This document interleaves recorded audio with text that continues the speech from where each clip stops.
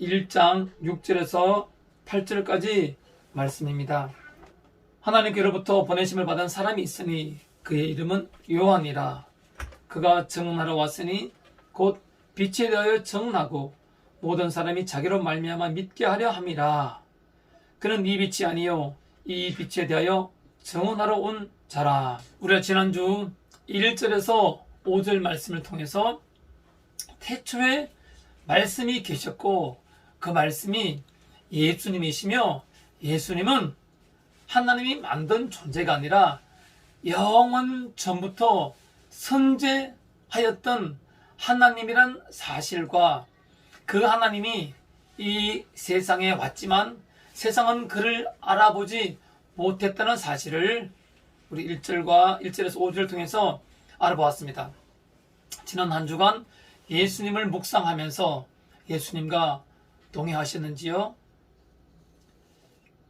자, 오늘은 1장 6절에서 8절 말씀을 통해서 예수 그리스도에 대해서 훌륭하게 증거하고 있는 한 인물을 만나보도록 하겠습니다. 또한 그 인물을 통해서 우리에게 하나님께서 주시는 뜻이 무엇인지 알고 깨닫고 실천할 수 있는 그런 저와 여러분 되시길 소망합니다. 6절 한번 같이 보겠습니다. 하나님께로부터 보내심을 받은 사람이 있었으니 그의 이름은 요한이라 라고 하고 있습니다. 1절에서 4절까지 말씀이신 그리스도에 대해 함축적으로 서술한 저자 사도 요한은 여기에서 잠시 1, 2세기 초반에 팔레스타인 지역에 영적인 쇄신을 일으키며 그리스도의 공생애를 위해서 틀을 닦았던 한 인물을 소개하고 있습니다. 이때로부터 약 450년 전에 쓰여진 구약 성경의 말라기에서 이미 그의 출현을 예견하고 있는데요. 우리 말라기 3장 1절 말씀 같이 한번 찾아볼까요? 자, 말라기는 구약 성경의 마지막 책입니다. 자, 말라기의 3장 1절 말씀에 어떤 말씀이 있느냐 보겠습니다. 자, 읽어보겠습니다. 만군의 여호와가 이르노라. 보라, 내가 내 사자를 보내리니 그가 내 앞에서 길을 준비할 것이요 또 너희가 구하는 바 주가 갑자기 그의 성전에 임하시리니 곧 너희가 사모하는 바 언약의 사자가 임하실 것이라 라고 하고 있습니다. 이게 만군의 여호와가 하신 말씀을 지금 말라기 선지자가 우리에게 얘기를 해주고 있는 장면이죠. 1절에서 내가 네 사자를 보내리니 하고 있습니다. 여기 내가 누굽니까? 바로 하나님입니다. 하나님이 내 사자를 보낸다고 했습니다. 그가 내 앞에서 길을 준비할 것이요. 그가 하나님 앞에서 길을 준비할 거라고 했습니다. 그가 누굽니까? 그는 바로 오늘 소개되고 있는 바로 그 인물입니다. 자, 그 인물이 누구일까요? 자, 6절에서 그 인물이 어떤 인물인지 그 특성을 보여주고 있는데요. 하나님께로부터 보내심을 받은 사람이라고 했는데 이 사람이 어떤 사람인가? 세 가지 단어를 실마리로 해서 그 인물의 특성을 보여주고 있습니다. 하나님께로부터 보내심을 받은 사람이 있었으니 이 말을 분석해 보면요. 자, 첫 번째. 하나님께로부터 에서 뭐뭐로부터 번역된 전치사가 있습니다. 그건 파라라는 전치사인데요. 이 뜻은 뭐냐면 뭐뭐와 함께 또 뭐뭐만에게서 뭐뭐로부터 라는 뜻입니다. 1절 말씀에 우리 한번 볼까요? 태초에 말씀이 계시니라. 이 말씀이 하나님과 함께 계셨으니 라고 번역된 전치사 프로스가 있습니다. 제가 1절 말씀할 때 말씀을 드렸는데요. 이 프로스도 똑같이 뭐뭐와 함께 라는 뜻을 가지고 있죠. 여기 6절에 쓰인 파라 그리고 1절의 프로스 똑같이 뭐뭐와 함께 라는 뜻을 가지고 있지만 이 단어의 성격은 굉장히 차이가 있습니다. 좀 더 상세히 말하자면 1절에 하나님과 함께라고 했을 때 함께라는 뜻의 프로스는 서로 친밀한 인격적 동등한 관계를 나타냅니다. 그 6절은 하나님께로부터의 파라는 친근하기는 하지만 동등하지 않은 관계를 나타내는 것이죠.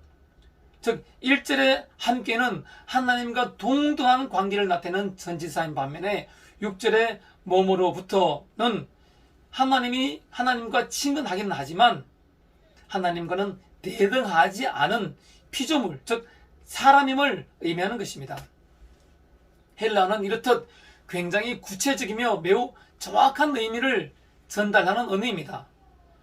매우 다양한 문법을 가지고 있으며 단어 자체에 명확한 뜻을 가지고 있는 언어입니다. 우리는 원어를 공부함으로써 하나님께서 성경을 통해서 우리에게 전하시고자 하시는 뜻을 명확하고 구체적으로 알 수 있습니다. 하나님은 원어를 통해서 우리에게 하나님의 뜻을 좀 더 정확하게 알고 구체적으로 알며 하나님의 뜻을 누리기를 원하시는 것입니다.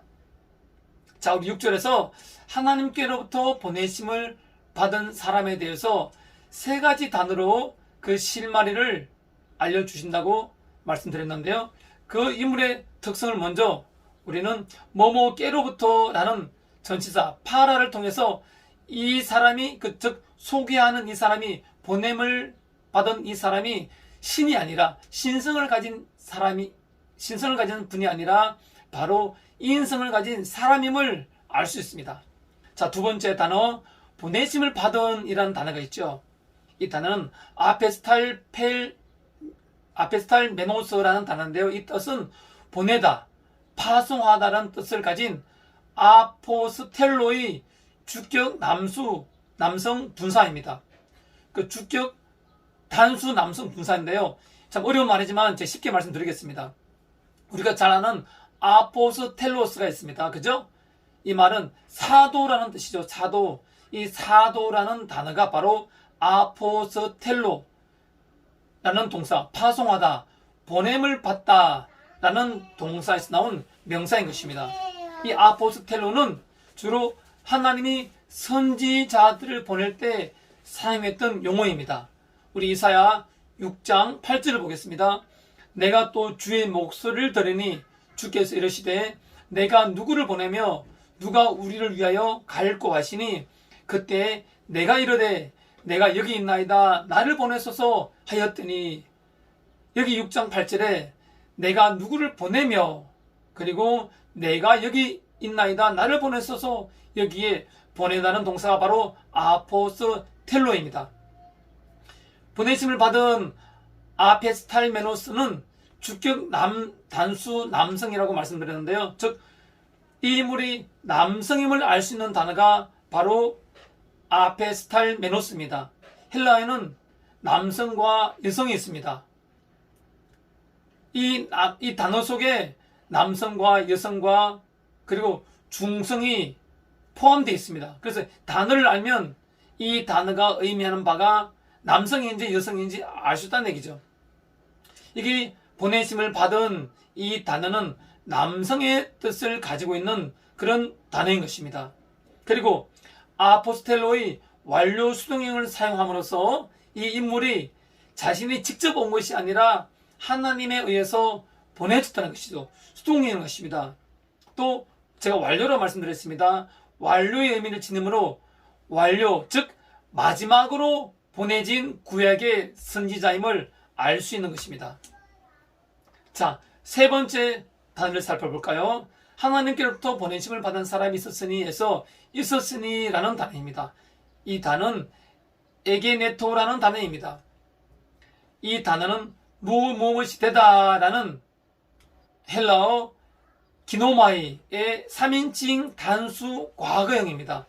그러니까 처음부터 존재했던 것이 아니라 누군가에 의해서 만들어졌다는 의미를 나타내는 것입니다. 그 사람이 하나님과 동등하게 존재하는 말씀과는 달리 단지 피조물에 불과한 존재임을 보여주는 단어가 바로 에게네테오라는 단어인 것입니다. 자, 이상 6절에서 우리가 하나님께로부터 보내심을 받은 사람이 있었으니 이라는 이 말에서 세 가지 단어, 깨로부터, 보내심을 받은 또는 있었으니 라는 단어를 통해서 하나님께로부터 보내심을 받은 사람이 한 남성이며 그리고 하나님과는 친하지만 동등하지 않은 피조물임을 알 수 있습니다. 성경은 이 사람을 요한이라고 소개합니다. 여기 소개되고 있는 요한은 이 글의 저자인 사도 요한이 아니라 세례 요한입니다. 그의 이름은 요한이라고 얘기하고 있죠. 자, 앞에 문장에서 한 인물의 본질적 특성을 보여준 저자는 그 인물의 이름을 요한이라고 이제 밝히고 있습니다. 자, 그런데요, 마태, 마가, 누가 이 공간복음에서 요한을 세례 요한이라고 명시했습니다. 마태복음 3장 1절 말씀 이렇게 되어 있습니다. 그때 세례 요한이 이르러 유대 광야에서 전파하여 말하되라고 하면서 요한을 세례 요한이라고 표현했고요. 그리고 마가복음 1장 4절 말씀에 세례 요한이 광야에 이르러 죄 사함을 받게 하는 회개의 세례를 전파하니 라고 기록하면서 요한의 이름을 세례 요한이라고 앞에 세례를 붙입니다. 그리고 누가복음 7장 20절 말씀에 그들이 예수께 나와 이르되 세례 요한이 우리를 보내어 당신께 여쭤보라고 하기를 이라고 하면서 요한을 표현할 때 세례 요한 앞에 세례를 붙입니다. 하지만 여기 이 우리 요한복음 1장 6절에서는 그의 이름을 그냥 요한이라고 합니다. 세례 요한이라고 하지 않고 요한이로 명령합니다. 15절에도 이렇게 됐습니다. 요한이 그에 대하여 증언하되, 한번 보시겠습니까? 요한이 그에 대하여 증언하되, 19절 말씀에도 레위인들을 요한에게 보내어, 그리고 20절 말씀에 요한이 드러내어 말하고 라고 하고 있고, 26절 말씀에 요한이 대답하되 라고 하고 있습니다. 자, 공간복음에서는 요한 앞에 세례라는 단어를 붙여서 요한을 세례 요한이라고 칭했습니다. 하지만 요한복음에서는 의도적으로 세례를 빼고 그냥 요한이라고 부르고 있습니다. 자, 왜 그랬을까요? 이는 공간복음서 기자들이 독자들의 이해를 위해서 세례 요한과 사도 요한의 구분을 할 필요가 있었던 반면에 이 책의 저자는 바로 사도 요한 자신이기 때문에 이를 굳이 구별할 필요가 없었기 때문입니다. 자, 둘째로 그 이유는 무엇인가? 자, 뒤에 세례 요한이 요한복음 3장 30 그는 흥하여야 하겠고 나는 쇠하여야 하리라 라고 고백하였듯이 예수님이 주연이고 세례 요한은 조연이기에 사도 요한은 예수님을 더 강조하기 위해서 세례 요한을 의도적으로 높이지 않고 그냥 요한이라고 불렀던 것입니다. 자, 6절을 통해서 우리가 생각해 보겠습니다. 하나님께서 과연 이 구절을 통해서 우리에게 주시고자 하는 교훈을 한번 생각해 봅시다. 자, 세례 요한은 하나님께서 보내심을 받은 자, 하나님 보내심을 입은 자였습니다. 하나님 보내신 자라는 얘기죠. 자, 그런데 비단 세례 요한만 보내심을 받았을까요? 우리는 어떻습니까? 자, 우리 신문에 대해서 이사야 43장 1절 말씀이 이렇게 기록하고 있습니다. 야곱아, 너를 창조하신 여호와께서 이제 말씀하시느니라. 이스라엘아, 너를 조성하신 자가 이제 말씀하시느니라. 너는 두려워하지 말라. 내가 너를 구속하였고 내가 너를 지명하여 불렀나니 너는 내 것이라. 여기 야곱아 그리고 이스라엘아 라고 부른 것은 우리까지 다 포함하는 말입니다. 영적인 야곱, 영적인 이스라엘, 즉 그리스도인들을 지칭해서 하신 말씀입니다. 내가 너를 구속하였고 하나님이 너를 지명하여 불렀나니 하나님께서 우리를 지명해 불렀다고 했습니다. 그리고 하나님은 너는 내 것이라, 우리가 하나님 것이라고 말씀하고 계십니다. 그리고 이사야 43장 7절 말씀엔 무릇 내 이름으로 일컫는 자, 곧 내가 내 영광을 위하여 창조한 자를 오게 하라. 내가 그들을 지었고 만들었느니라 라고 말씀하십니다. 우리를 만드신 이는 말씀에서 분명히 하나님이라고 하십니다. 하나님께서 우리를 창조하시고 하나님께서 우리를 구속하셨고 하나님께서 우리를 지명하여 이 땅에 불렀다고 하십니다. 그리고 하나님은 우리를 하나님의 것이라고 분명히 말씀하셨습니다. 이 땅에 우리를 보내신 이는 다름이 아닌 바로 하나님이라는 것입니다. 우리가 우연히 이 땅에 온 것이 아니란 말씀입니다. 우리를 보내신 주체는 바로 우리의 창조자이신 바로 하나님, 우리의 주님이시라는 얘기입니다. 따라서 우리는 하나님께서 세례 요한을 보내신 것처럼 하나님께서 우리도 이 땅에 보내셨다는 사실을 깨달아야 합니다. 자신이 하나님으로부터 보냄을 받은 분명한 사명의식을 가질 때와 그렇지 않을 때는 삶의 질이 확연히 달라집니다. 세례 요한은 어떤 분명한 사명의식이 있었을까요? 자, 우리 한번 7절 말씀을 살펴보도록 하겠습니다. 그가 증언하러 왔으니 그 빛에 대하여 증언하고 모든 사람이 자기로 말미암아 믿게 하려 함이라. 그가 증언하러 왔으니 라고 하고 있습니다. 자, 2절에서 증언자로서의 세례 요한의 사역이 간략하게 요약이 되어 있습니다. 증언, 마르튀리아라는 단어인데요. 이 단어는 보고 들은 것을 그대로 증언하다라는 뜻입니다. 즉, 요한의 사역이 예수님의 사역처럼 뭘 창조하고 병자를 일으키고 죽은 자를 일으키는 그런 신기원을 이룬 것은 아님을 알 수 있습니다. 즉, 보고 들은 것, 어떠한 존재에 대한 보고 들은 것을 그대로 증언하다는 뜻이 한 증인이라는 것입니다. 이는 세례 요한 자신이 스스로를 광야에서 외치는 자의 소리로 비유한데서 드러난 것입니다. 우리 23절 보겠습니다.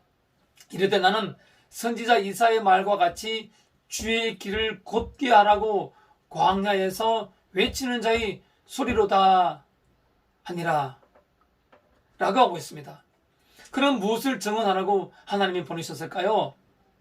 자, 다음 구절이 이어집니다. 빛에 대하여 증언하고 라고 하고 있습니다. 자, 증거자, 증언자, 세례 요한의 증언의 내용이 명시되고 있습니다. 세례 요한은 인류에게 영원하고 참된 생명을 주시는 빛, 즉 예수 그리스도를 증언하라고 하나님이 보내신 자인 것입니다. 결국 그는 자신의 보내심을 받은 사명을 다하다가 하나님의 부르심을 받은 자입니다. 그렇다면 우리는 어떻게 살아야 할까요? 우리 역시 하나님이 보내신 자로서의 사명자로서의 삶을 살 때 이 땅에서 온전한 삶을 살 수 있는 것입니다. 바꾸어 말하면 세례 요한처럼 생명의 근원 되시는 예수님을 증언하는 삶을 살아야 한다는 것입니다. 분명 그 삶은 녹록한 삶이 아닐 것입니다. 좁은 길입니다. 하지만 피하지 말아야 할 길입니다. 세례 요한은 빛 대신 예수님을 증언했습니다. 무엇을 위해 그는 예수님을 증언했을까요? 다음 구절로 이어집니다. 모든 사람이 자기로 말미암아 믿게 하려 함이라. 모든 사람이 자기로 말미암아 믿게 하려 함이라 라고 기록하고 있습니다. 여기서 모든 사람이란 1차적으로 세례 요한의 증언을 들은 모든 유대인을 가리킵니다. 하지만 여기에서 모든 사람이란 유대 군중에만 국한되는 것이 아니라 시공의 범위를 점점 확산하여 오고 오는 모든 세대까지 미친다고 볼 수 있습니다. 그래서 이 모든 사람에겐 우리까지 포함된 것입니다. 세례 요한의 외침의 목소리는 오늘날 우리에게까지 이어져 오는 것입니다. 세례 요한의 그 외침의 목소리는 목적이 있었습니다. 그것은 바로 자기로 말미암아 믿게 하려 함이라. 즉 요한의 사명은 예수님을 증언하여서 모든 사람들로 하여금 예수님을 믿게 하는 데 있었던 것입니다. 비록 세례 요한이 옥중에서 한순간 그리스도의 사역 방식에 대해서 일말의 의구심을 표현했던 적은 있었습니다. 마태복음 11장 2절과 3절을 보면요, 요한이 옥에서 그리스도께서 하신 일을 듣고 제자들을 보내어 예수께 여짜오되 오실 그이가 당신이 오니까 우리가 다른 일을 기다려오리니까 라면서 예수님에 대해서 의심했던 적이 있습니다. 그러나 요한복음에 언급한 대로 세례 요한은 그리스도를 증거한 사람이었을 뿐만 아니라 항상 그리스도의 영광을 찬양했던 사람이었습니다. 우리 15절 잠깐 보겠습니다. 요한이 그에 대하여 증언하여 외쳐 이르되 내가 전에 말하기를 내 뒤에 오시는 네가 나보다 앞선 것은 나보다 먼저 계심이라 한 것이 이 사람을 가리킴이라 아니라 곧 내 뒤에 오시는 그이라 나는 그의 신발끈을 풀기도 감당하지 못하겠노라 하더라. 29절에서 34절 말씀에 또한 요한의 자신이 증거하는 자가 예수 그리스도이고 그리고 하나님의 영광을 찬양했던 모습을 볼 수 있습니다. 내가 전에 말하기를 내 뒤에 오는 사람이 있는데 나보다 앞선 것은 그가 나보다 먼저 계심이라 한 것이 이 사람을 가리킴이라. 내가 말한 바 나는 그리스도가 아니요 그의 앞에 보내심을 받은 자라고 한 것을 증언할 자는 너희라. 30절 말씀에 나는 그는 흥하여야겠고 나는 쉬어야 하니라 라고 고백하고 있습니다.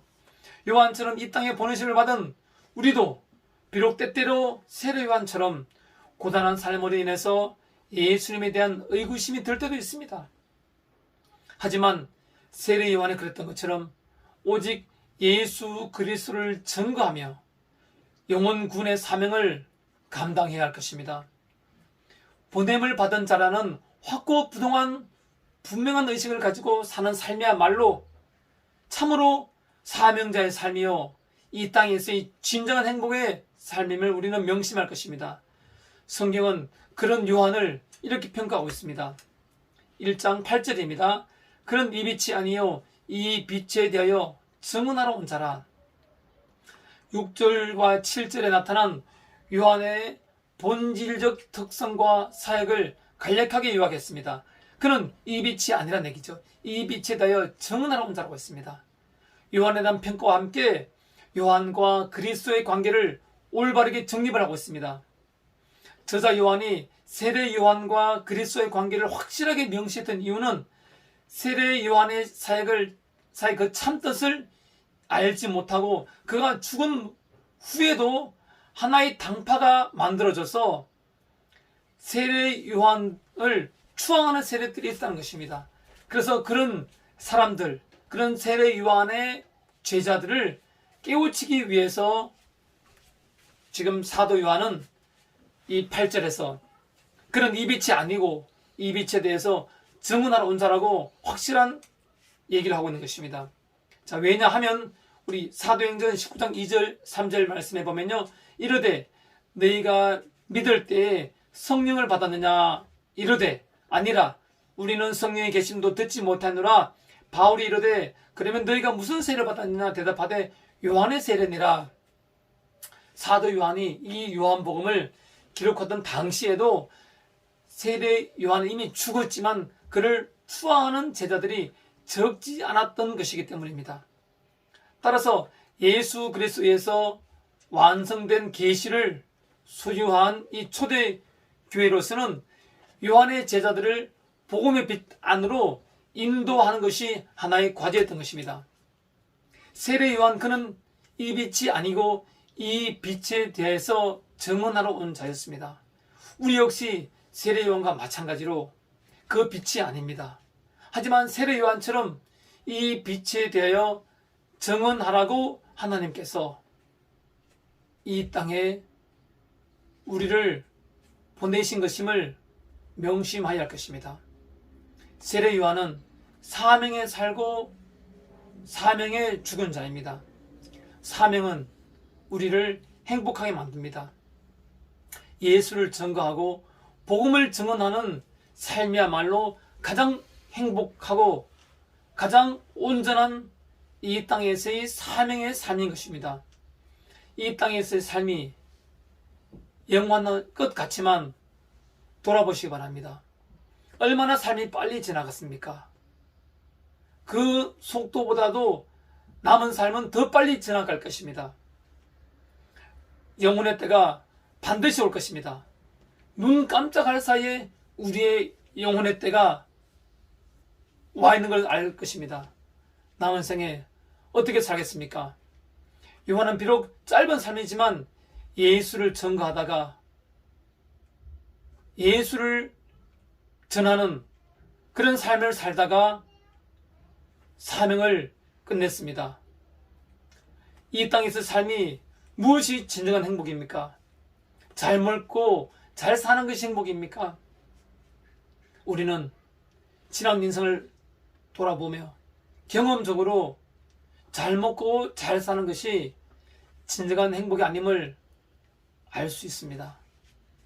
비록 내 삶이 고단한 삶이고 고난의 연속일지라도 세상에 동화되지 말고 오직 영혼 구원의 사명에 살고 죽는 것이 말로 진정한 행복인 것입니다. 오늘 요한은 이 빛이 아니요 그 빛을 증언하러 온 자라고 말씀하고 있습니다.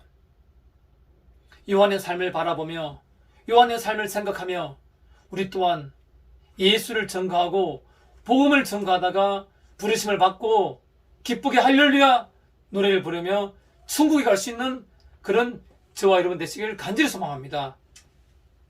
자, 우리 찬양 부르시겠습니다.